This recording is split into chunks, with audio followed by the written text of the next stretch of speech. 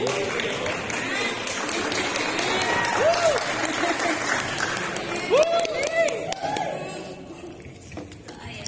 everyone, ako si Elaine. From birthday from Pasig. And I'm in the community since 2018 and it was a missionary journey. If you would ask kung ano yung missionary journey, missionary journey is like an outreach program. So, ayun na nga. Kamusta kayo? Ngayong araw? Okay na? Hindi ba kayo na-energize sa palaro ni EJ? Talo eh. Excited na ba kayo? Ako din, excited na ako. Excited na ako na makita kayo sa ating 4 days Youth Easter Encounter. Here is a new life filled with love. Filled with love from Christ, who is the master of life and love. No? Our theme, as Kuya Jello shared earlier, is live with passion. No? And I hope that these days na ma-discover nyo yung new life driven by His purpose and passion to give the same life and love He gives. No? So let's discover together what is life. So, when does life begin? No? Kailan ba nagsisimula yung buhay? Alam niyo ba na nanalo tayo?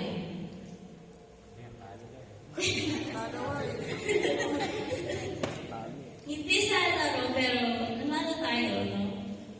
We are born as winners. So, bakit tayo nanalo? We are born from the winning sperm that fertilized the egg in our mother's womb. No? We are all born champions. And we all want to live. Tama? We want to live our lives because life is important to us. Naalala ko yung papa ko. He likes to smoke 2 packs per day. Yun. Tapos nung nagkasakit siya, sabi ng doktor sa kanya, kailangan niya nang tumigil. Unti-unti. Ayun, tumigil naman siya unti-unti. Kasi, he wants to live. All of us wants to live. And not only do we want to live, we want to live to have a long and have a good life. So what is a good life? Actually, what is life? Some of you may say that life is a gift. How life is a gift? Yes, it is a gift given by God free of charge. Libre. No? Hindi mo siya mabibili sa Shopee or sa Lazada. No? And we never ask for it. God has given it unconditionally or in return. Did you ask God for your life? Even our mother, or the mother, no, has no control over the gender of the baby. No? God made us because of His mercy.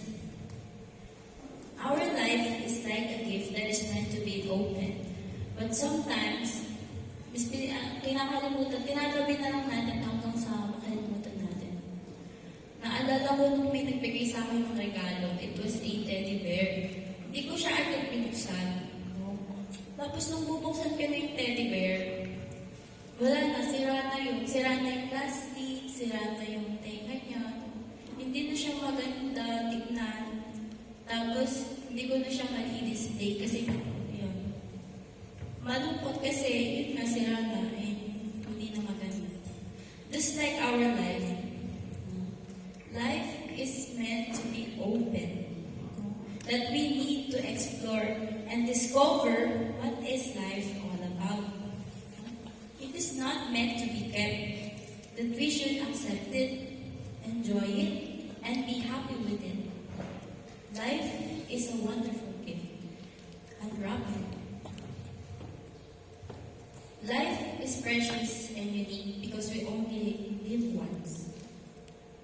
The thing about life is that whatever we tend to focus on, we move towards. That we should be grateful for the good times and learn from our mistakes. You can even gain or buy another life like in the games, no? Kagaya nung sa Mobile Legends. Diba? Meron tong item na immortality. Diba? A short trivia about that immortality. No? It gives a 2.5 seconds upon death and gets 60% max HP. And 200, trivia, 200 to 1,000 shield that can only last for 3 seconds. No, imagine 3 seconds, no? Tapos wala tayong immortality sa toong buhay. No? And since we can gain another life, no, we need to value it. When you value something, you will take care of it. Tama? No?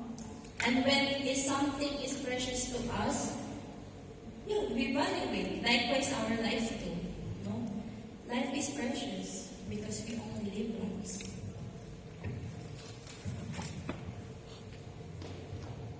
Life is short and fragile. Ang buhay ay maikli at marupok. Ba't kayo nakakalito? Marupok ko. So, we only have one life and it is short. So, how do we want to live it? Lahat tayo naka-experience ng mga namatay na mahal sa buhay. No? Naalala ko yung kapitbahay namin. Nagsilang siya ng baby girl, tapos few weeks later, namatay yung baby girl. Kasi yung umbilical cord niya, ng baby, na-infection. So, katulad ng buhay natin, ito yung nagpapaalala sa atin na not every one of us was given a chance na mabuhay. No? Like this gift of life. No? Yung iba binigyan ng chance pero in a very short time. It is also a reminder to us to not to waste our time. It can also mean that we should appreciate life while we are still here, no? While we are still alive. Because we really don't know what will happen tomorrow. Malay niyo bukas, hindi na tayo matising, di ba? No? Life is a crazy ride, no? And nothing is guaranteed.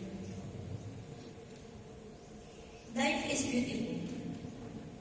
What are the beautiful moments in life you remember? Ako, the best thing that ever happened to me was when I was happy with my family. The past New Year's Eve, we dance together, we sing and eat together. Because when I was young, hindi kami nagse-celebrate as a whole. Pero nung last New Year, iba yung feeling. Kapag nakita mo pa lang kung sa'yo yung family mo, parang ang gaan sa pakiramdam. Tapos parang walang problema. Tapos in simple moments na sumasayaw kayo, kumakain, or kumakanta, no? Like eating together, no? Sobrang sarap pa rin ng pagkain. Hanggang sa nakakatatlong kanin ako. Pag doon tahimik yun. Tapos, when you bond at each other, no? Doon mo malalaman may mga talents din pala kayo, no? Pala yung kapatid ko, no? Di ko alam. Marunong pala siyang sumayaw. Sample. Huwag nang sample. So, yun. Isa din yung, pwede rin yung pag nagising tayo sa umaga. Consider na ang swerte natin kasi nagising pa tayo para magpatuloy sa buhay. It can also be the face of someone we love. No? For example, yung crush mo, no? Pag-isip mo kita yung crush mo. Pero joke lang. I'm just saying na when we see our loved ones smile, we can say that life is good. Because there are some moments in our life that we wish not to lose ever. And these beautiful moments in life gives us deep joy. Life is better when we share it with our loved ones. It is a great experience to share and interact with others, right? So what makes life beautiful? What makes life worthy? Dahil sa pag-ibig. Our life needs a driving force, and that is love. How can we live life to the full? No? Life is lived fully when there is love. So sa John chapter 10 verse 10, sabi doon, I came so that they might have life and have it more abundantly. Naaalala niyo ba yung commercial ng para kung sino ko bubabang? Basta ako mga pamilya. Dahil sa pag-ibig. Driving force of life is like a motor, your motor in life, or in other terms, your motivation in life. When do you feel alive? When we are with our loved ones, we are happy. When someone tells us na mahal nila tayo, when we feel the love, we feel alive. Life change. Meron akong kaibigan na kapag nakikita ko siya, suot niya lagi chinelas, yung short na paulit-ulit, damit na paulit-ulit, tapos basta, kung ano yung forma niya nung pumunta siya doon, ganun din yung forma niya pag-aalis siya. Paulit-ulit yung suot niya until nung nagka-girlfriend siya. Nagka-girlfriend siya, umayos na yung suot niya, naging steady, fashionable. Yun. Tapos, hindi lang pagkikitara yung gusto niya nang matutunan. Pati pag piano, gusto niya nang matutunan kasi yung girlfriend niya marunong mag-piano.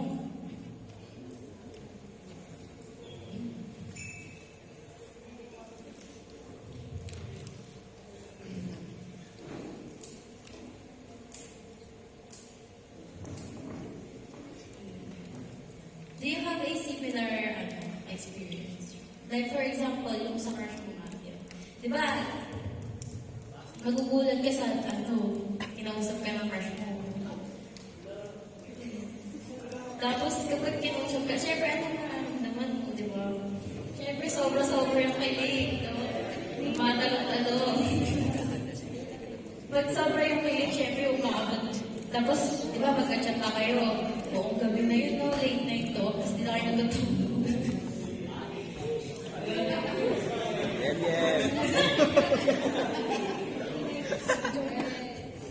Tapos, pag nakikita mo sa school yung crush mo, syempre di ka na magpapayag na pangit mo tignan. Syempre mag-aayos ka. Tapos, Oo nga, di ba, Ter? papabango ka.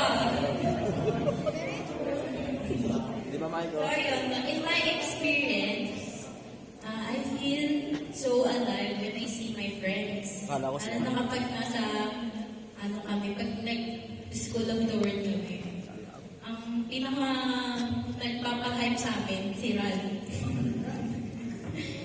Kasi ang dami niyang topic, tapos ang dami niya sinasabi. Somehow, I feel alive.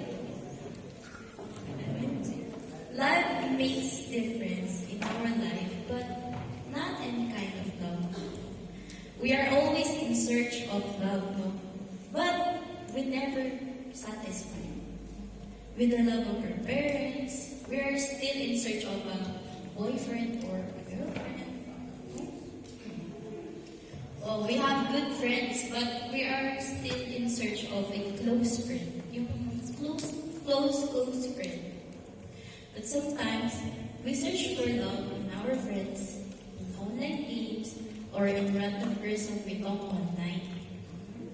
Just like yung mga ghosty. Yung mga ghost.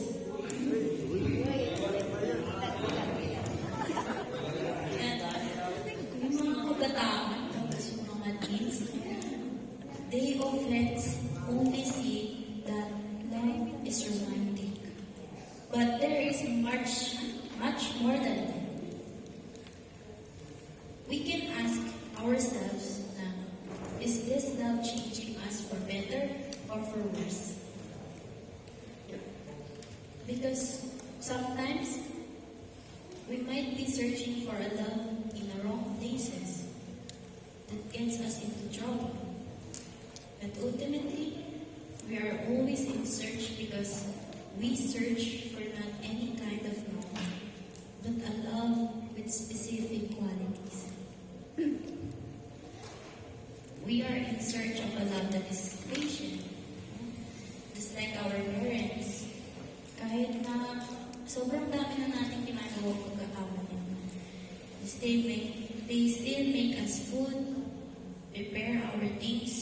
bago tayo pumasok sa school, hinahatid tayo sa school at sinusunod.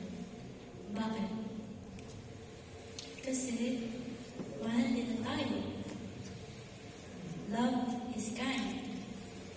Ito yung nagpapadama sa atin na mahal ka. At ito rin yung isang way para pagdating yung kapwa natin. Nagpatawarin sila kapag sila yung nagkamali. Kapag nagtiwala ka sa isang tao, tapos iningatan niya yung trust na yun, ang pagiging mabuti ay isa rin mahalagang bahagi ng inyong pagmamahal. Love does not envy.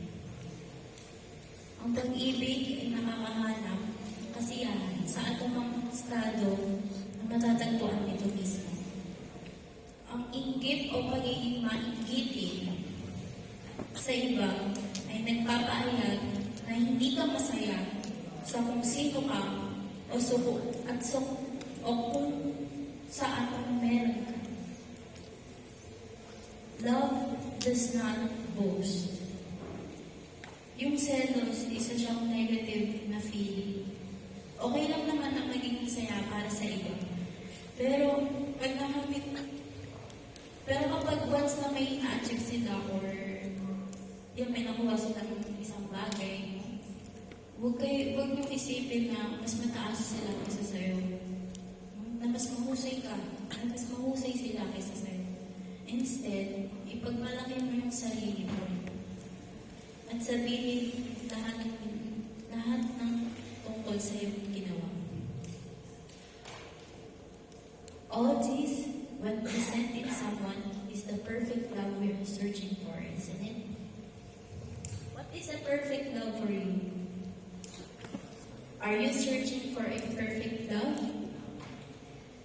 We may have some of these qualities of love, but there isn't one person with all the mentioned qualities of love in 1 Corinthians 13, di ba?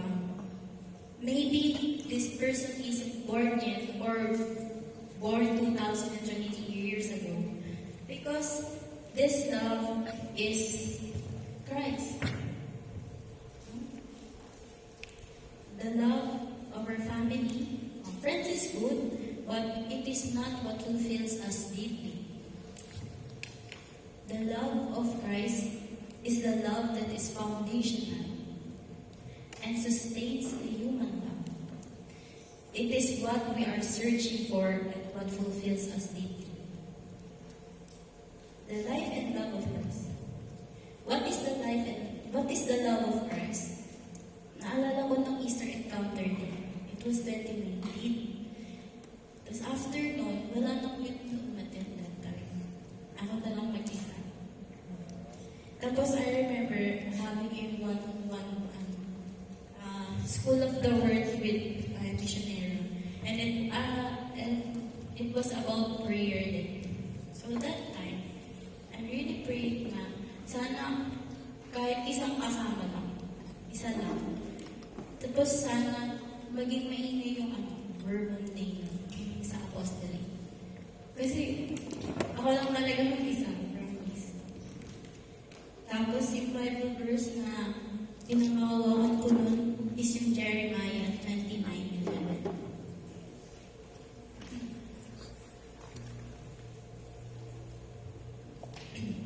Mga planong hindi mo ikakasama, kundi para sa iyong ikakabuti. Ito'y magdadulot sa iyo ng pinababasang punong-puno ng pag-asa. Because that time, I was feeling really hopeless. Kasi hindi ko alam kung saan ako pupunta para mag-invite ng mga youth. Kasi ako lang isa. Until one day, I woke up and sinabihan ako ng mama ko na umatid ako sa meeting sa church. Tapos umatid ako na ang unang ginawa ko, share ko yung testimony ko nung pwede. Nung una, hindi ko ina-expect na magugustuhan nila yung pinagsasabi ko doon. Kasi sino ba naman ako doon? First time ko lang din PYF doon sa parish. Ayun. Doon, nakilala ko yung mga kaibigan ko. At sila, yung mga co-youth ko doon, ganun sila nakilala. That time, my heart is full kasi natupad yung prayers ko. And really, I realized na kapag gusto mo yung isang bagay at pinag-pray mo, magkakatotoo yung hiling mo. And now, I see myself happy because there are a lot of youth now in Pasig. And I thank God because He never leaves me when I was alone in the center before. Now, I can now share with them what I experienced with God and how He made me persevere in the mission. The life and love of Christ is the reason why I persevered till today. For He makes me to live in a different way. He gives me the passion in life. What about you? How are you living your life right now? Personally, I live my life to the fullest and giving my best. I live my life spreading the word of God, the love of God. And if you think that your life has no meaning and purpose, no. God has always a perfect plan for you. And when sometimes, if you feel na no one loves you, no. Because God has loved you. He loves you and He will always love you.